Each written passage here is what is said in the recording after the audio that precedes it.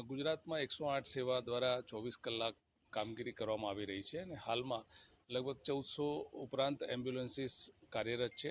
દરેક એમ્બ્યુલન્સમાં trend pilot અને paramedics હોય છે. તો આજના અમારા 26મી મેના દિવસે પાયલટ ડેની અમે ઉજવણી કરીએ છીએ, જેમાં હિંમતનગરના GMERS ખાતે જે મેડિકલ કોલેજ છે એમાં આનો સમારંભ યોજાયેલો છે.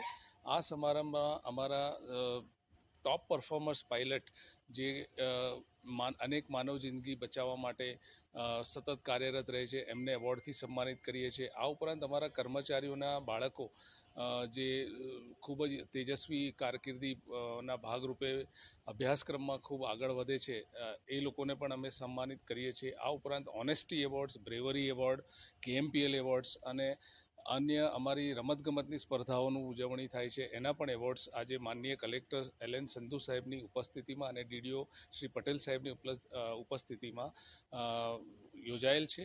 આજે 108 સેવાની જો ગુજરાતમાં વાત કરવામાં આવે તો સરેરાશ 11.5 મિનિટનો અમારો રિસ્પોન્સ ટાઈમ છે અને આ તમામ દિવસની જો વાત કરવામાં આવે તો રોજના સમગ્ર રાજ્યમાં 4 થી 5 હજાર જેટલા અમને ઇમરજન્સી કેસીસ મળે છે.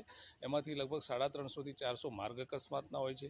1000 ઉપરાંત પ્રેગ્નન્સી રિલેટેડ હોય છે. આ ઉપરાંત cardiac, snake bite, poisoning cases, non vehicular trauma વગેરે કેસીસ હોય છે.